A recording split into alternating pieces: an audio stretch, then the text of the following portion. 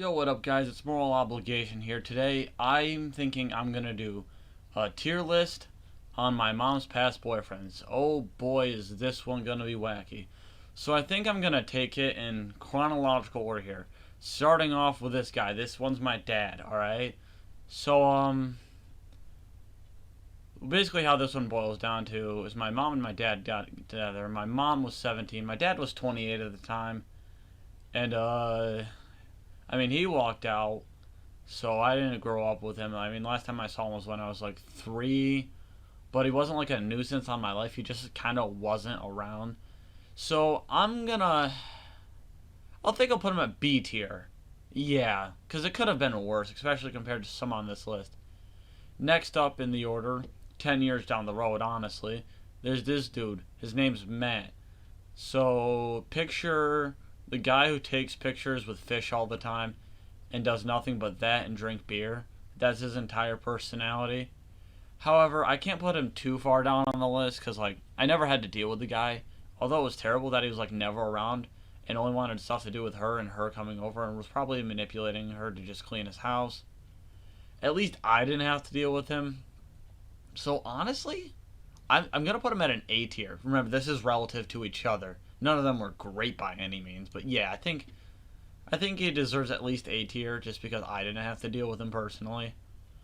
All right, so next up, this guy, same premise as the other guy, except he lived in a town at least not too far from here. This dude's name was Mike, and I think there's just plenty of times where like I had to go to his house with my mom for some reason because she wanted me to get to know him, but alcoholic, angry, the typical. Just so you know, everyone on this list is an alcoholic to an extent at least.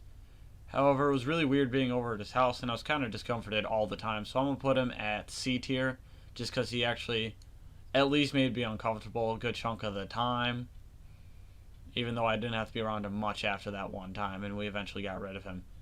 So this last dude, oh boy. So this guy is the one that's currently with my mom. Had a kid with her recently. And what's alarming about this is, first off, meets the guy. He moves in within the end of the week. Uh, Starts problems with me first when my mom's not around. And after I moved out, next thing you know, she's doing it with her and my younger brother. And then, alright. So, class, got a question for you. Let's say you do meth and your pregnant girlfriend confronts you about it. Do you A, apologize and seek help, B, realize you aren't good enough and leave, or C, beat her? That's right. Apparently, according to Chris, it's C. So basically, imagine you're trying to confront someone. It's either me and the baby or the meth, and they beat you for it. Yeah, that's the kind of guy. And she's keeping around for who knows what frickin' reason, emotional manipulation that I can't do anything about. It's great. This guy's actually been a problem in my life. So I'm going to put him down all the way at the bottom of the tier list. So yeah, that is a tier list of my mom's boyfriends over the years. I hope you enjoyed that. I know I did. Anyways, check out the links down below. We got Discord, Twitter, merchandise, whatever else the frickin' is going on down there. Deuces, homies.